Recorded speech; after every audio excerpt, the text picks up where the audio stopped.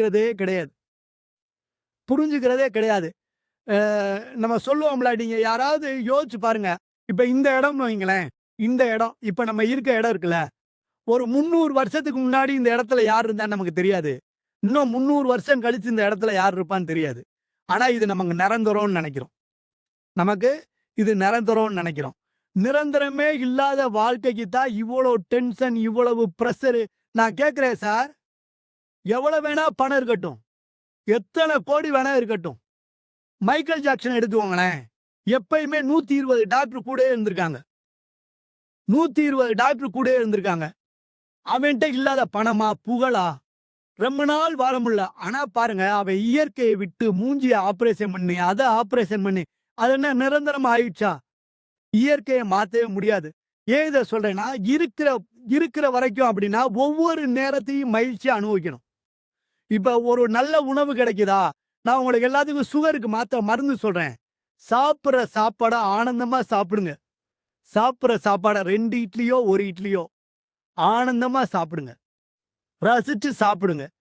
நொறுங்க தின்னா 100 ஆயுசுன்னு நம்ம ஆளுங்க சொல்லியிருக்காங்க. கேள்விப்பட்டிருக்கீங்களா? நொறுங்க தின்னா 100 ஆயுசு. அப்படின்னா என்னன்னா, ஒரு கொஞ்சமா சாதமா இருந்தாலும் உமிழ்நீரோட கலந்து எவ்வளோ நேரம் அது வாயில இருக்கோ, அவ்வளோ நேரம் அவ்வளோ உடம்புக்கு நல்லது. ஆனா நம்ம இன்னைக்கு ஃபுட்டே சரியில்லையே. பேரே ஃபாஸ்ட் ஃபுட்டுன்றான். பிஸ்ஸான்றாய்ங்க. பேரே சரியில்ல. மொத எழுத்தே பீல ஆரம்பிக்குது. இத்தந்தண்டி இருக்கு. பர்கர்ன்றான். மூக்குச்சிலைய தொங்க விட்ட மாரியே இருக்கு பிடி. அத போய் அவன் சாப்பிடுறத பார்த்திருக்கீங்களா? ஆன்னு வாய தொறந்து ஆனைக்கு கவல ஊட்டுற மாரி. இப்படி தின்னு முழுங்குனா, நான் உங்களுக்கு ஒரு ரகசியம் சொல்லி தரேன் சார். உங்களுக்கு ஒரு ரகசியம் சொல்றேன். உண்மையிலேயே நீங்க இத பெருமைக்கு சொல்லல. நம்ம உடம்பு எப்படி பழக்கப்பட்டிருக்குன்னா, பரம்பரைன்னு ஒரு வார்த்தை கேள்விப்பட்டிருக்கீங்களா சார்? எங்க பரம்பரைய பத்தி தெரியுமான்னு? அந்த பரம்பரைன்ற வார்த்தை எதுலருந்து வந்துச்சுன்னு தெரியுமா சார்? தெரியுமா சார்? நம்ம முதல் தலைமுறை சார். நம்ம முதல் தலைமுறை. தாய், தந்தை 2ஆம் தலைமுறை.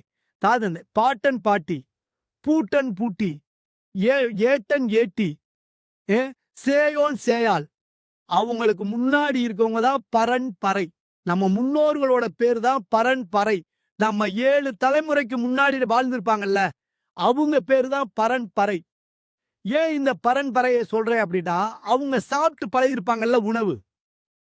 அவங்க சாப்பிட்டு பழகின உணவு செரிமானம் பண்ணியிருக்கும்ல, அந்த ஜீன் இன்னும் நம்ம உடம்புக்குள்ள இருக்குன்றான். அவங்க சாப்பிட்டத நம்ம சாப்பிட்டோம்னா நோய் வராது. அவங்க சாப்பிட்டத நம்ம சாப்பிட்டோம்னா நோய் வராது. இப்ப அவங்களுக்கு பழக்கப்படாத உணவ ஒண்ண சாப்பிடுறீங்கன்னு வையேன். இன்னைக்கு இருக்க ஃபாஸ்ட் ஃபுட், சைனீஸ் ஃபுட் ஏதாவது சாப்பிட்டீங்கன்னா, ஏன் சில பேரு இந்த சில உணவெல்லாம் சாப்பிட்டு இமிடியேட்டா செத்து போயிடுறாங்க.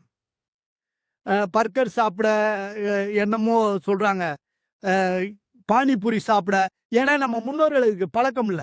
போன தலைமுறை வரையுமே இப்ப எங்க என்னோட சின்ன வயசா கூட இருக்கட்டுமே, நான் குழந்தையா இருக்கிற வயசு வரையுமே அரிசி சோறு வீட்ல பார்க்கிறதே பெரிய அதிசயம். எங்க வீட்ல பலகாரமே இட்லி தான். பலகாரமே இட்லி தான். அ தீபாவளிக்கு தான் கறியே வாங்குவாய்ங்க. வருஷத்துல 2 தடவ கறியே வாங்குவோம். சின்ன வயசுல. இப்ப எல்லாம் மாறிடுச்சுன்னு வைங்களேன். சின்ன வயசுல ஏன் அப்டின்னா, இத சாப்பிடுகிற போது, இந்த எதுக்கு கறி சாப்பிடுறோம் தெரியுமா?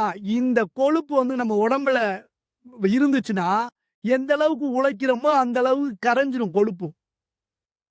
6 மாசத்துக்கு ஒரு தடவ சாப்பிட்டோமா, கொழுப்பு டெபாசிட் ஆகிக்கிட்டே இருக்கும். நம்ம உழைக்க உழைக்க சரியாயிரும். உணவு தான் மருந்து. ஏன் இத நான் சொல்றேன்னா, நம்ம முன்னோர்கள் சாப்பிட்டு பழகுன சார் நான் பேச போதும்னா அந்த மணி அடிங்க சார். ஏன்னா எனக்கு இல்ல சரி எனக்கு சிக்னலாவது காட்டுங்க. ஏன் அப்டின்னா நான் சார் விளையாட்டுக்கு நான் சொல்லல. ஒரு தடவ நான் இப்படிதான் பேசிட்டே இருந்தேன். எவ்வளவு நாள் எனக்கு ஆரம்பிக்க தெரியும், முடிக்க தெரியாது. நான் என்னோட வீக்னஸ் அது.